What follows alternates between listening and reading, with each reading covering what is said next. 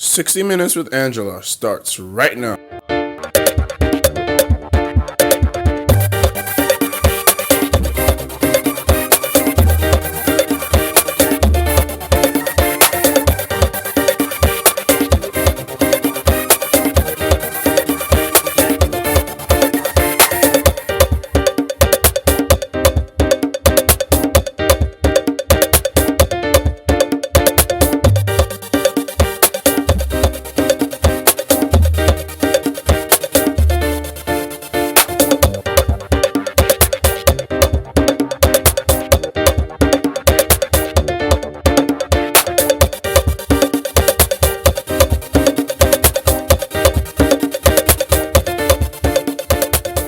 The Federal Republic of Nigeria is gearing up for general elections next year, that's 2023. And the Independent National Electoral Commission has announced the dates for the general election. 25th day of February is the day that Nigerians will troop to the polls to elect a new president and members of the National Assembly, that is, senators and members of the House of Representatives. March the 11th is the day that new governors will be elected and members of all states' houses of assembly. Now, you have to understand the trajectory of Nigerian elections. Not all states will be electing their governors on March the 11th, but one of the states that will be doing so is Lagos State.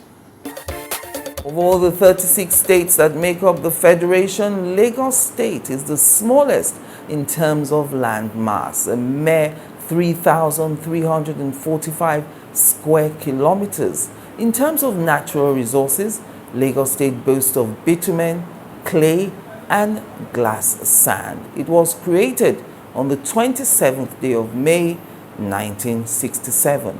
And my guest today, Abdulazeez Olajide Adediran, the convener and visionary of Lagos for Lagos movement, says he wants to be governor of Lagos State in 2023. Join us after the break.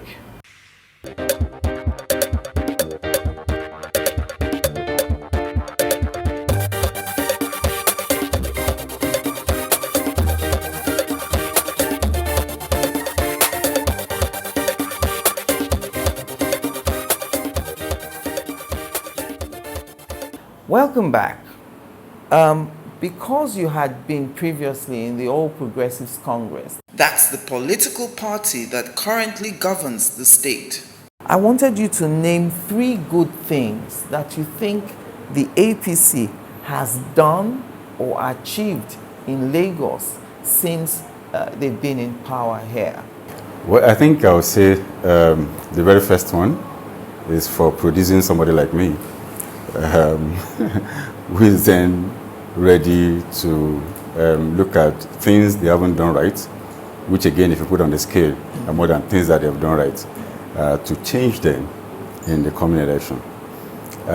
Second one, we'll say that, of course, we won't take away the fact that they've had, in the last 23 years, 1 or 2 of the tenants, let me use that word, that have been occupying that office. Yes.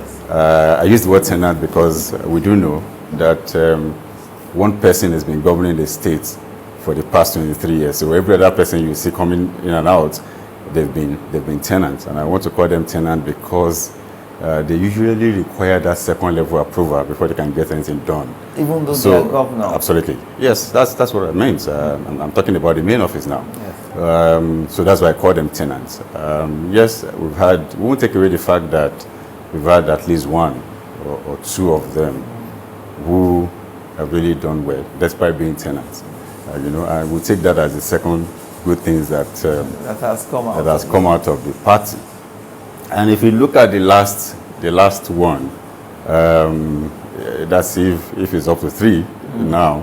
I would say, yeah, perhaps maybe they have been in government for that long, ensure what you can call a bit of political stability, in the state.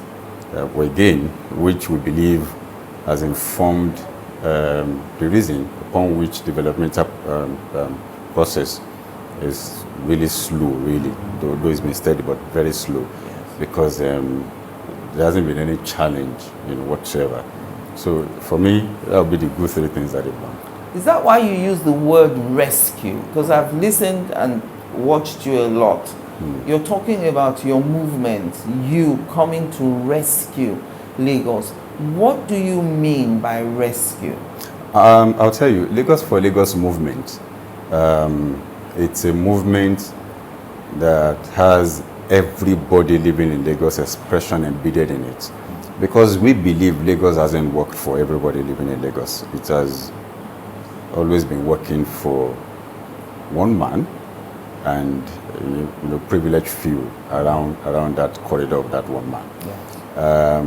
And we believe it's about time we birth a Lagos that will work for everybody, irrespective of where you come from. Yes.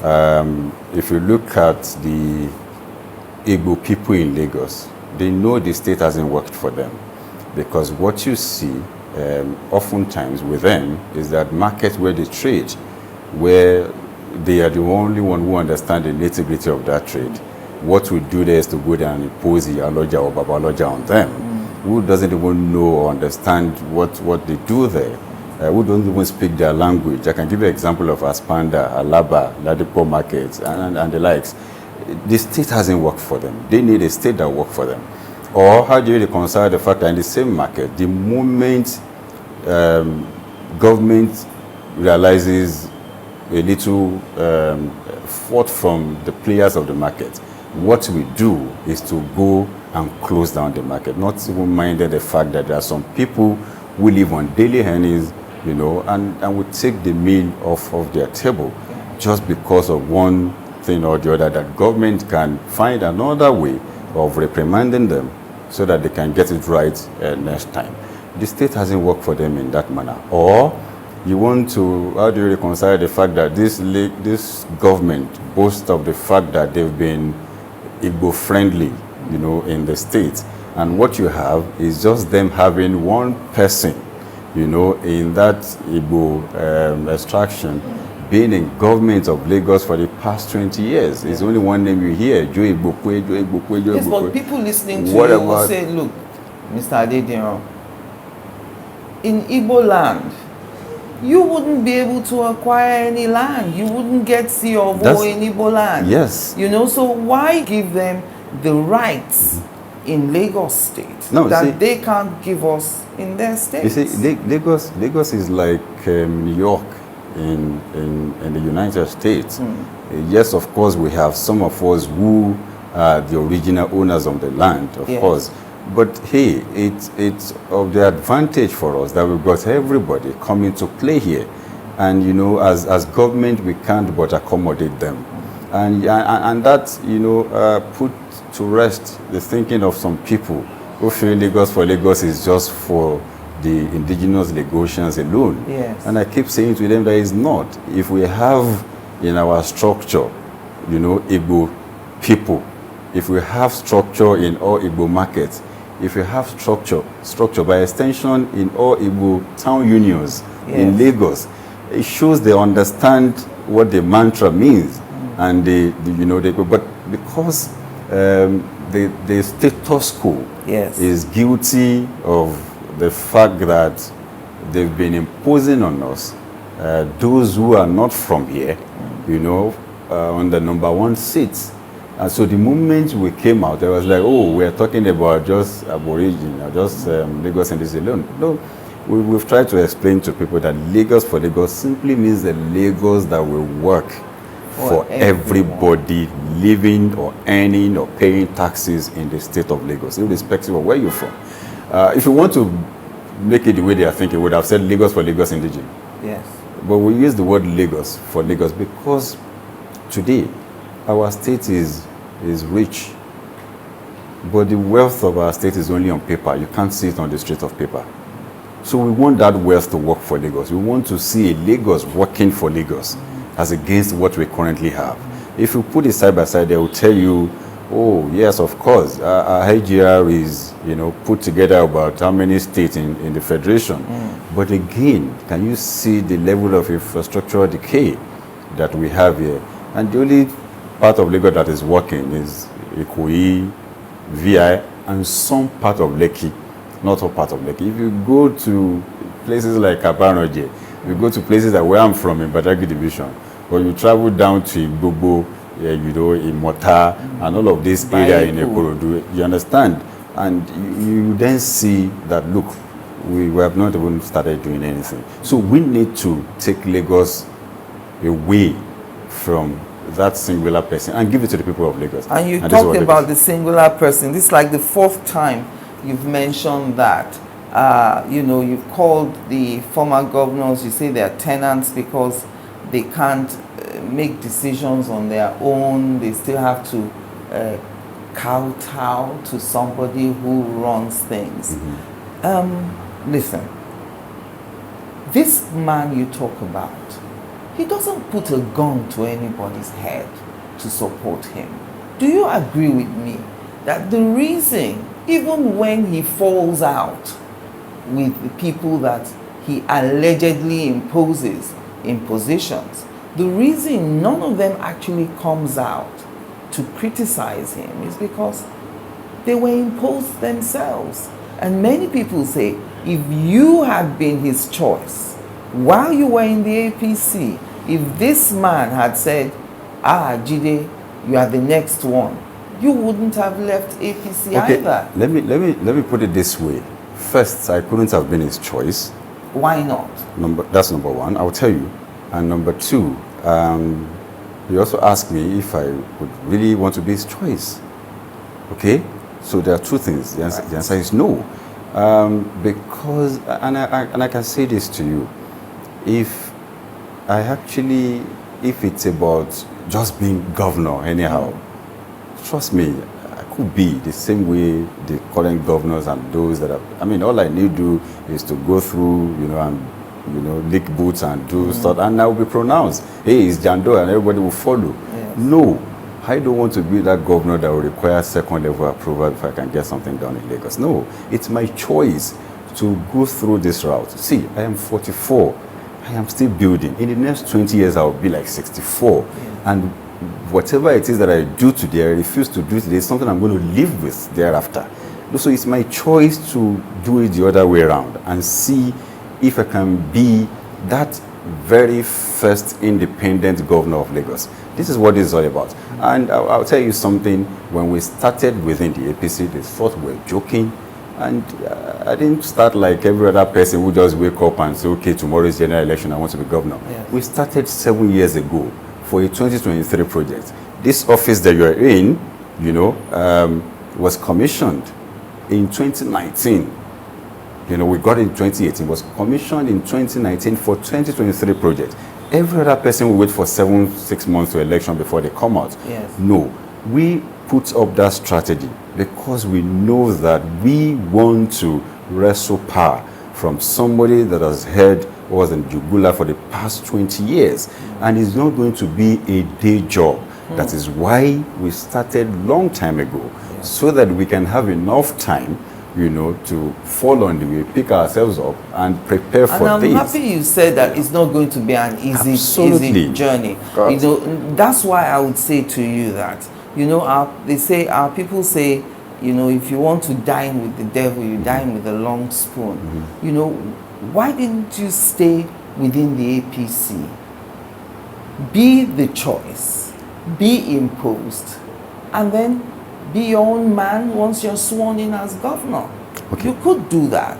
Okay. But we've had governors who had the opportunity to do that. For some reason, none has ever been able to eyeball this person that you talk about. Okay. You could have done that. Use the existing structure in the APC. You were popular when you were there. You came, you shook things up within the APC, stayed there, as you say, play the game, beg, borrow, whatever you have to do to get the ticket, be endorsed, be imposed, And then when you get there, you do what every godson does. He grows up and becomes a godfather. Okay, yes, it's you brought that up like an option. Yes. And of course, in my head at one point, because in trying to see how you can figure it out, Yes. there is no how such a thought will not pass through your head. And the question I ask myself is, and I'm going to ask you as well, Yes. is that yes, if I go through that route, do you think I'll be able to do what you say I should do, or eventually? But again, I want to ask you, does it worry you that we've had 2 governors after him who were unable to do that? Now, does it really worry you that these governors were rubbished by him, and whatever structure you call it, and they were able to lift a finger thereafter? These are people that I know very well, strong-willed guys, Yes. okay? Does it worry you that, look, how come a governor will build a bridge up until 85%, and somebody came and completed it with 15%, and all of them packed themselves under that bridge while commissioning it, and they were abusing the guy that built it up to 85%, and he was unable to utter a word. You understand? So that worries me. Yes. Perhaps there are more to it when they were making themselves governor. I don't want to be a part of that. So when that thought came, I said, no. You don't want to sign any funny contracts you can't defend. Exactly. I don't want to be that, because like I keep saying, I sit down and ask myself, why would somebody somewhere in the name of anything speak ill of you or try to rubbish what you stood for, what you have achieved, Yes. and you were not saying anything? You were not doing anything. And they keep talking about loyalty, as if Yes. loyalty should be one-sided thing. It should be reciprocal. Yeah, Yes. exactly. Yes. If I'm loyal to you, you give me some things back. Yes, but you see, love him or hate him, he's not the only governor from the class of 1999 to 2007. There were other governors then, but for some reason, he has been able to build a structure. My question is, why has no governor after him been able to build that type of structure, a structure that enables you to populate the House of Assembly, thereby holding everything together? Why didn't any of the governors after him have the audacity to also set up, build up, lay a foundation for a strong structure? Okay, that's really not true. I'll give you an example of somebody who has done better, who is doing better, but you didn't hear his name because he's been able to put some human face in it. You didn't hear his name because perhaps he's not as greedy as the other person, and that's speaking about James Onanefeibori, Yes. who was even while in the prison abroad, still installing. They put a structure, a system in place that produces, that throw people within that camp till tomorrow. Yes. And when he came back, they're still referring to him. So I won't take anything away from him. I won't say he hasn't done well in doing what you mentioned. But I would then say to you that perhaps he was doing all of that for a selfish reason. And I'll tell you why. Okay, now today, what you hear with his presidential ambition and every other thing is that, why would somebody else want to run against me? He's an ingrate. I made him. Why would this person speak ill of me? He's an ingrate. Isn't that just all political talk? I'm coming. I made him. Why is this coming up? I made him. And you see, you then go back to the reason upon which he was making those people, just for them to serve his purpose as we speak. Let's compare this person with Jakonde. Today, you don't even recollect how many commissioners that served with Jakonde. But Jakonde built institution. And today, you can readily, even if you want to rubbish Jakonde, those institutions that he built are ready to, provide, a defense for him. Yes. In this case, those that you built for selfish reason are the one coming against you today. So there are two different things. So when people keep talking about build this, we don't need you to build people. Build this station for us so that everybody can enjoy. So you keep telling us, I made this man, I made this is an ingrate, that's an ingrate. So you were perhaps making them for your selfish reason. And that is why all of this is coming back to haunt you now. Join us again after the break.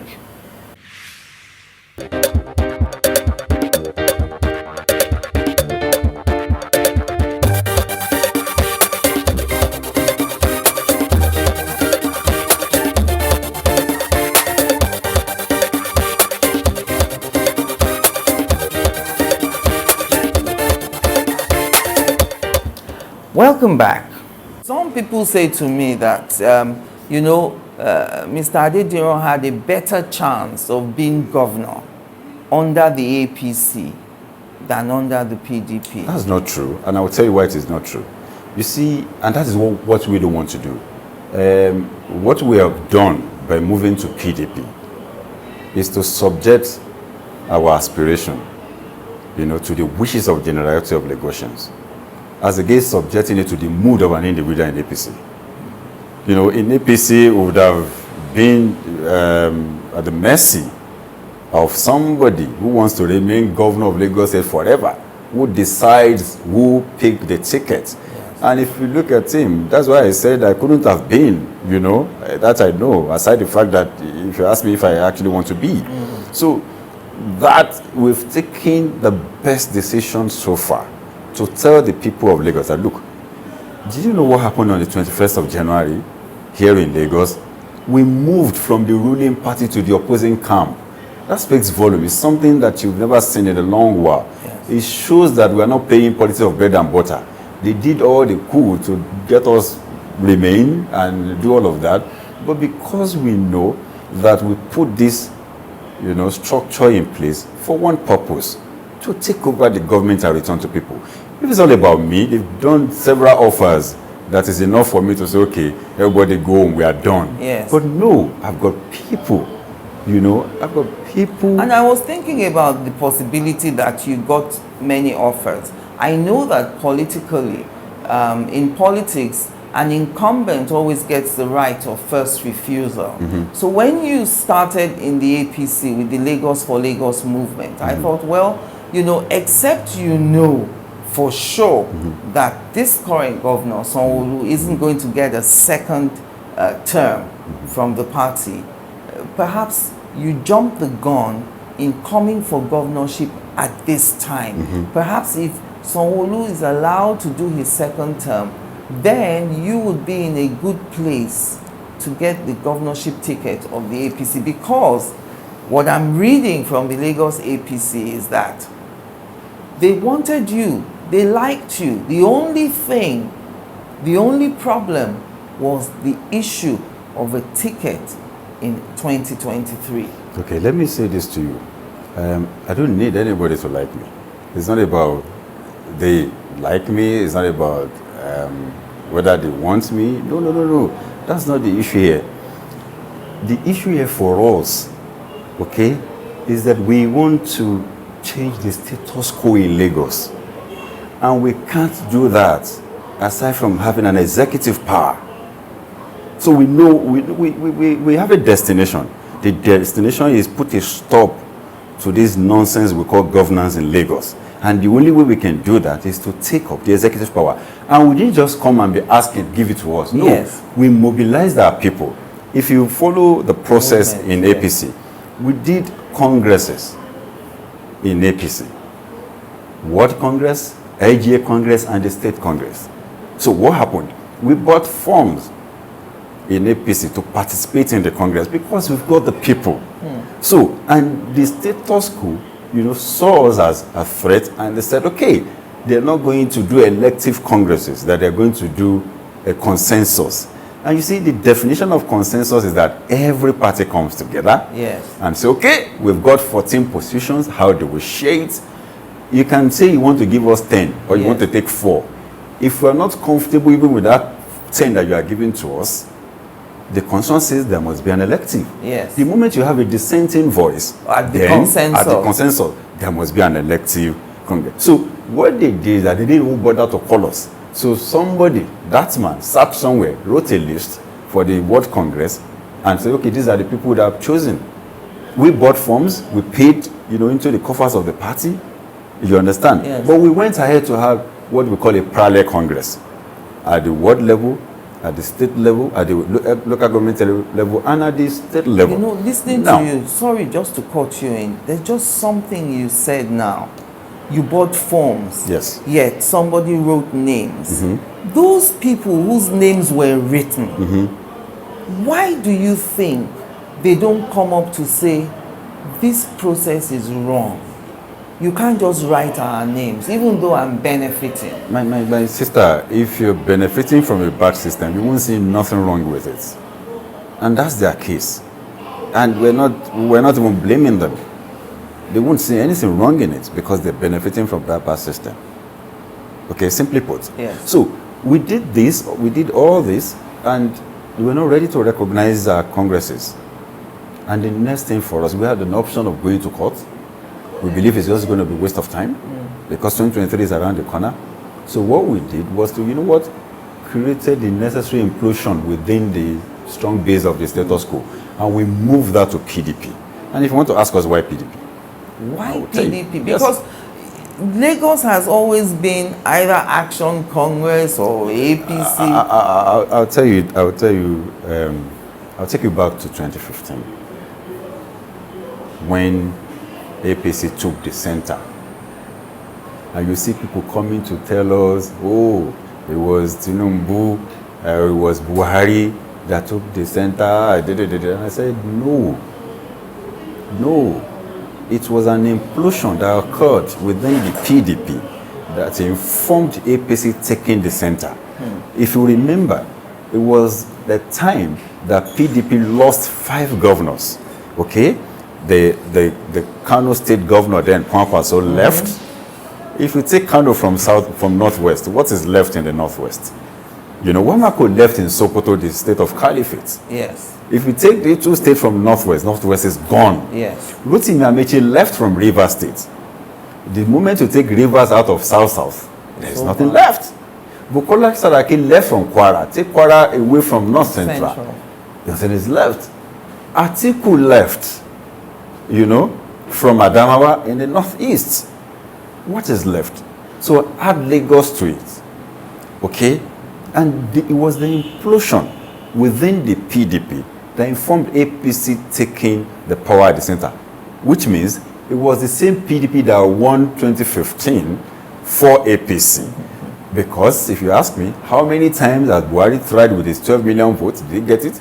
How many times has Tinubu thrown up candidates, you know, to run? He threw up Ribadu, Atiku. Did he get it? The answer is no.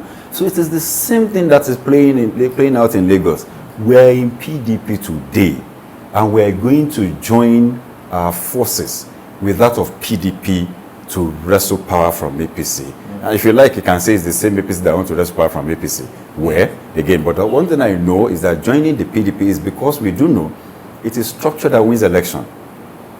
You need the spread, you need the structure everywhere to win election. So combining what we're bringing from APC to that of PDP, it spells doom for APC in 2023 already. So it is what it is. Even if you have all the money. Yes. All the money. Okay, I'm going into this election with my pocket loaded with money. And okay, you want to engage even in vote buying.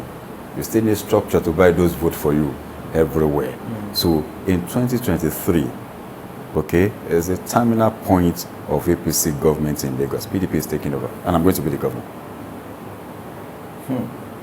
Mr. Adediran. Yes, please. Sanwo-Olu has done well, relatively. Well, it depends. Listen, I know COVID affected things. Tell me more. People like him. He's look. Everything you said, Should I ask all you- that pressure, should I- all that pressure should you I talk ask you about, this question? people see it. Should I ask you this question? Yes. Between Sanwo-Olu and Professor Zulum of Borno State, who has done more? It's there for everybody to see. That guy is governing a war-torn state, and he's doing very well. That guy's revenue is nothing close to what we've got here. But That he guy's doesn't have landmass. the- I'm he coming. doesn't have the population I am that saying we deal with here in Lagos. Let's balance it. Let's balance it. We're trying to measure or give, Yes. example of doing well. Yes. Let's balance it. That guy is everywhere. That today, whether you like it or not, maybe when you take Wiki out of it, then it's unarguably exactly Zulum, a performing governor. I'm saying this as a PDP man. I'm giving him that credit. Yes. And just for you to know that I'm not just... So if I speak about when you say Sanwo-Olu's achievements, yes, then I will ask you that what can you see as a Lagosian in almost 3 years of Sanwo-Olu in office? In Nambode's first 2 years, we've seen on the street of Lagos, Abule Egba flyover, Aja flyover, the International Airport Road. These are projects that you can see and point to. So point to one thing significant that you can say that this guy has done. There's one bridge they are building They around are building that in third year. They are building in the third year. Come on.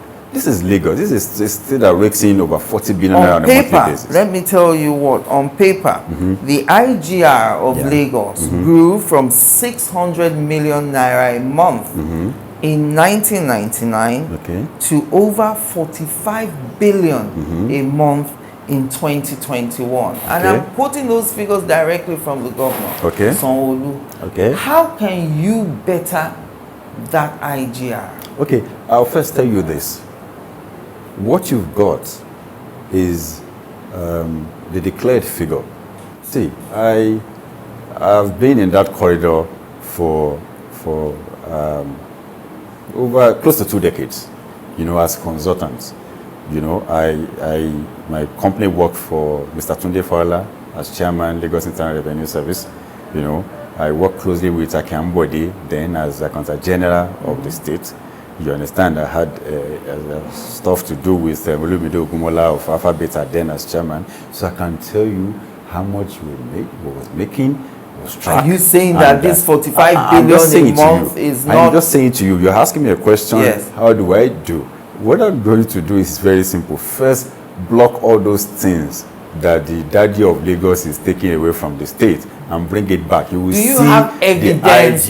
Listen, you can't say the daddy is taking some things. Do you have the proof? Because we've seen the proof. Hold on. The proof is there for everybody to see. Alpha Beta is one proof. Let me give you an example. You see, you can have something legally right. Because I was going to say morally wrong. Alpha Beta is not illegal. I'm saying you can have something legally right, but morally wrong. It's just like, yes, I pick my wife's sister to say I'm going to marry her. And I take her to, well, it's right legally, but is it right morally? These are the things that define leadership, or who you want to call a leader. You understand? Yeah. So this whole thing, if you take that out and bring it back into this revenue that you're talking about, that is one bit you've done. Secondly, you see, we give Lagos money to the guys you found on the road in the name of NURTW. What do you see them do with the money? They go to parties and all of those things. This is a revenue that should go to local government level, that should come to the state. Why are we giving those people money? Because there are tools in our hands. When you say tools, what do you mean? Of course, foot soldiers. You know what it's like. You've seen. You know what they do. You have an idea. We all live in Lagos, okay? So and you need to service, whatever it is they do, and that is what we get. These are the parts of the revenue that should come into the coffers of the state, okay? Let's even leave this 45 billion in question. Yes. How do you go about boasting that you make such huge amount of money and we can't see it on the street of Lagos? Because you do that, you go away with it because there is this conspiracy of silence in Lagos. People see things that they don't want to talk, and you also come with impunity and say, and brag, I've increased the revenue. Where is it? Today, we still have at the general hospital, if we get there, people littered everywhere in the name of no hospital bed to accommodate them. or they tell you they have some in public hospital, some special bed space. If you can pay for it when you get into it. See, there are things that we can do differently. What about government automating all our health institutions in Lagos, both private and general hospital? Automation in the sense that, look, you cannot transfer any patient from your hospital, except, and of course, you know there is a bed space in the general hospital you're going to. So you just see it on the system, just like picking a seat on the airplane. Okay? If there is no space, keep giving that person paracetamol, whatever you are giving that person in your hospital, and maintain it when you get space. We can do all of that. This is not rocket science. It's about fresh ideas. And these people that you have in government of Lagos are cycling themselves for the past 20 years, they can't even get this done. They are all tired. We are all tired. Lagos needs fresh energies and new ideas. Listen, your fresh energies, your new ideas, some people will resist. All those within the civil service, for instance, who are benefiting from the structure as it exists today, they will resist you. Look, if you've worked close to government and you know how recalcitrant civil servants can be. Let me tell you something about that. Leadership. If you provide that leadership, they will sit tight. Nobody wants to lose their job. What we have is a leadership problem. We used to have a governor in the states. Okay, made the law and said to anybody that, look, you don't drive against the traffic. If you drive against the traffic, we're going to have your brain checked. If you drive aside the fact paying the fine, there is so many penalties. You don't drive on the, and somebody comes out to say, now, and the next question is, do you want to go on the wrong side of the law? Why are you complaining of the penalty? Yes. So what's your own? And that governor followed all of this, follow through. And something then happened thereafter when another governor came. It happened to me. It was a personal experience. There was chaos in Lagos at that time. Law and order, broke down, and everybody was just doing what they like. My driver drove me through the BRT lane. I was doing something on my phone, and I looked up and I saw that my driver was already on the BRT lane. And I was like, Toby, what is this? And he's looking at me at the back and said, I want a council. Exactly. Because the new governor had come in. And nobody, there was no resistance whatsoever to those that have been plying through it. So the same thing with this civil servant that you talked about.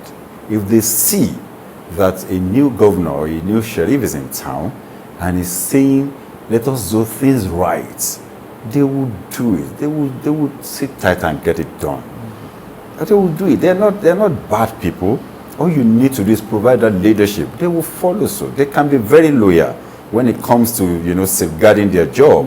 I have been one somehow. I know what it is. Yes. Okay? So you've spoken of, realizing this ambition now within the PDP. Is everyone happy in the PDP that you moved there? And I'm asking you because, of course, before you moved there are already some people gearing up for 2023. I assume someone like Ajetunmobi is still interested in the race. Wale Gomez is still interested in the race. I don't know if Jimmy Agbaje is still going to run. So you're coming in to meet people who also want to be governor. And they're saying, I want to quote somebody now, Tokunbo Pierce, who says, we need to manage the coming of Jandor better than they managed Jimmy Agbaje. And he's worried that the national leadership is promising you a ticket. And that's why you moved to the PDP. Well, that's not true.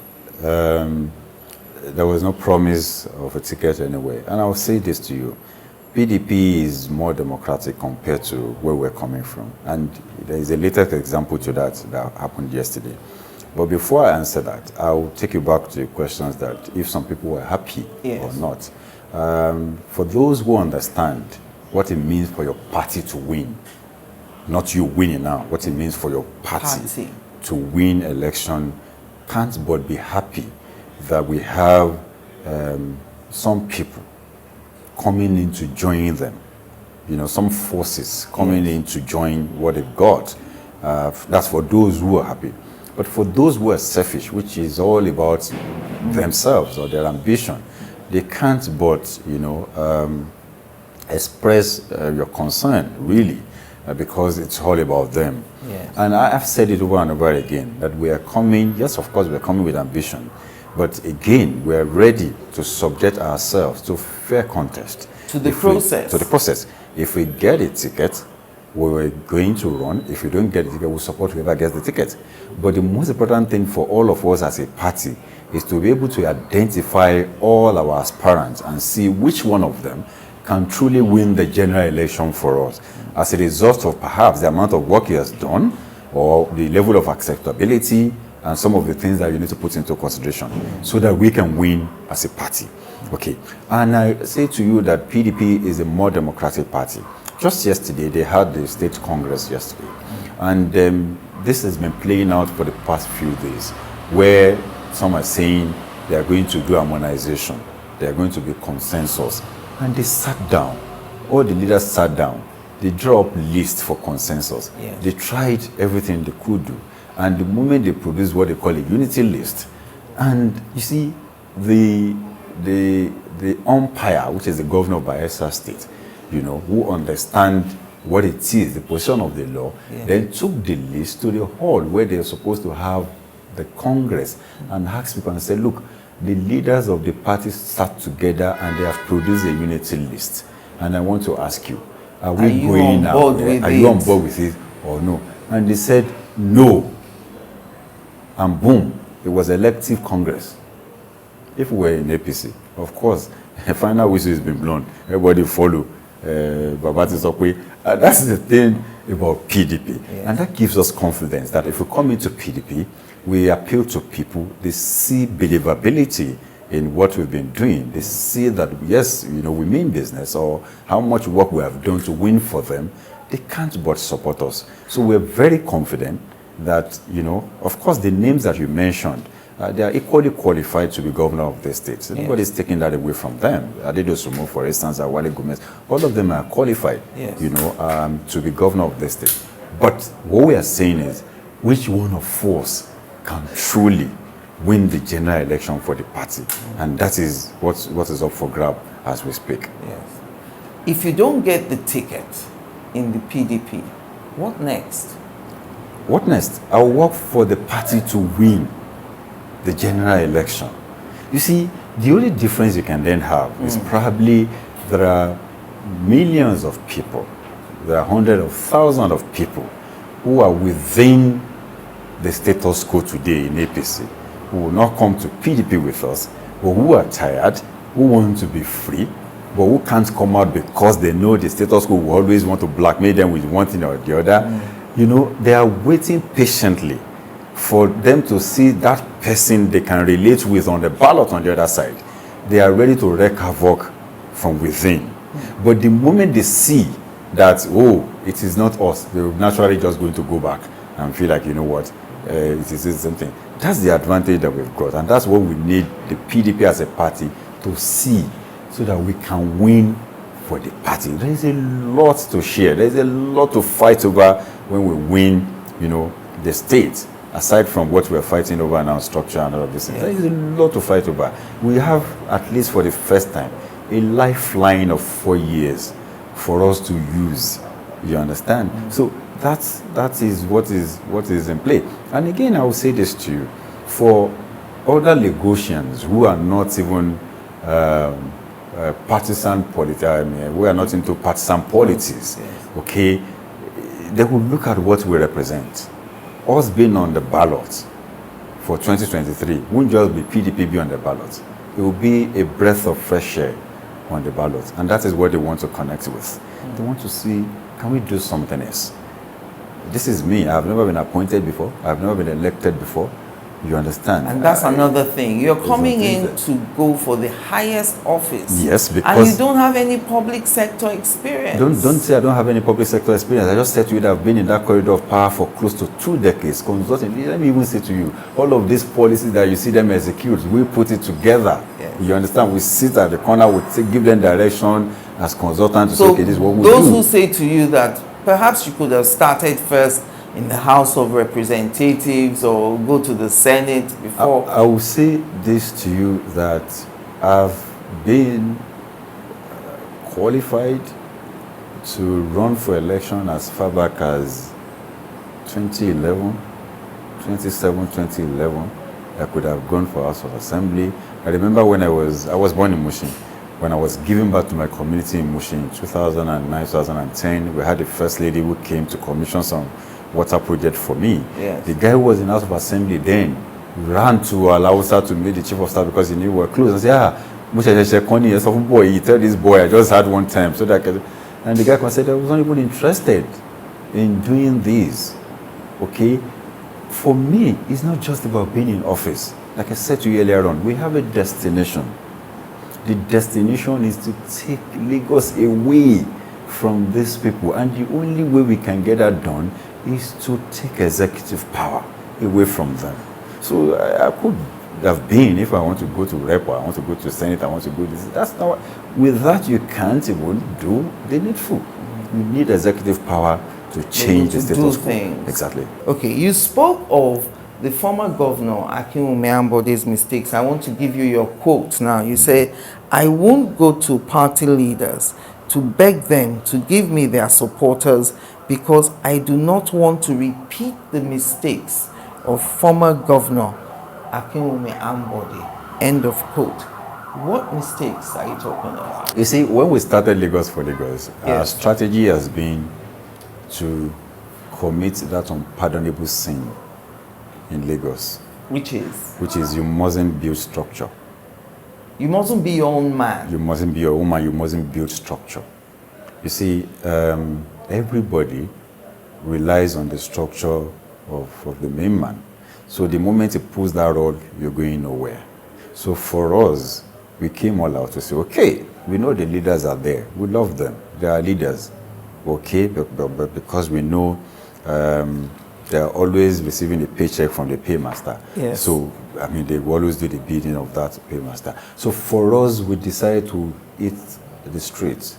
You look for ourselves, you know, go after the followers, you know, open their eyes to some things. Why can't they build a structure? Because you say if you remove the national leader of APC's structure from any elected officer in Lagos, that is the end of the political career Absolutely. of such a person. Absolutely. It is as bad as that in a sophisticated state. So I'm asking, whose fault is it? You see, when some people talked about somebody and said, and Tinubu stood by somebody, it was a party, the members that said they didn't want to say it's a lie. It was the member, that's the way he designed Ambode to turn out. That's from the day way one. the structure is designed. Designed from day one. See, I'm giving you this office. Don't talk to anybody. Face the job. Let me play the politics. That has always been the instruction. Don't listen to them. When did so? And the guy took that hook, line, and sinker. Wholeheartedly. That's like, and he pursued it. And when it's time for the man who asked him not to do that, to stand by him, they stripped him. So all those people came for him. So it was able to justify. You know something? Fashola turned out to Superman because he had opportunity of a second coming. So going forward, he had no control whatsoever of what Fashola can turn out to be in the future. He saw that. So it would be suicidal or death penalty for you to have a two Fasholas like that. Perhaps That was what informed all those things that you see. So when they come and say it was party members that rejected him, he said, no, it wasn't party members that rejected him. So we learned from all of those mistakes, and we believe it would be stupid of us for us to repeat those mistakes. That's why we have to come through this way. Your campaign seems to be, well, you said rescue, focused on this one person. You know, what is your vision beyond removing that one person? Or are you saying that whatever you want to do is predicated on the removal of that one person, without which nothing else can be achieved? I just said to you, let me first say that we haven't started campaigning because there is no, we still have embargo on that until INEC lift that for us to start campaigning. Yes. Yes, of course, we already have our blueprints in place, you know, to do that. The moment it happened, we'll tell you what we are going to do, Yes. you know, differently to make Lagos work for everybody in Lagos. However, I will say to you that even this current governor that we're talking about would have done well if it happened to be an independent governor. Perhaps he would have done well. How does APC then continue to win elections? We're coming from the same party you said that would be winning, and we're the foot soldiers of that party. And we're taking our services away from that party, taking it to where we think they've been losing the election. And if you win in PDP, a body judge is not going to be a dictator over you. See, all those big names who came to your hands when you defected to PDP, did you see those people who came? PDP is not like APC. PDP is a democratic party. So it is not like that party. We looked at it before crossing to PDP. They say in governorship elections anywhere in Nigeria, you need your own thugs. Okay. Do you? We don't have thugs, but we have foot soldiers, supporters who are ready to put up a defense for anything anybody is bringing. You congratulated the president on his signing the Electoral Act, but you also said that it is the death sentence for the APC. He signed the death warrant of APC. Why do you say that? Because in a state like Lagos, where the moment election is done, and everybody's seeing that a particular candidate has won in the polling unit, and by the time they get to collation center, things will change overnight, or thugs will go attack the collation center, and all of that. There's no collation center for any thug to attack anymore in Lagos. So as they are transmitting the results, all of us are seeing it. In real time. We can collate in our room and know who actually won the election before then. So Buhari did well by signing the death warrant of APC, especially in Lagos, with that electoral bill. And talking about Section 84, subsection 12 of that Electoral Act Amendment Bill, barring ministers, commissioners, and all political appointees from voting and being voted for at party conventions and primaries, I couldn't help thinking that perhaps if you had remained in the APC, that amendment would have favored you. Absolutely. Yes, we know. Because you don't see a sitting governor, you know, all he needs to do is to recruit over 1 million SCs or SSCs and call them delegates at the end of the day. That gives him leverage over any other person that is coming. That is coming to challenge him. I think that provision, if you ask me, it's in order. It brings about level playing field, really. And so all that thing that people put people in positions, you know, give people appointments. Now we know why they do those things. So you have all of those ones, and automatically they are delegates. They go into election and vote for their preferred candidate.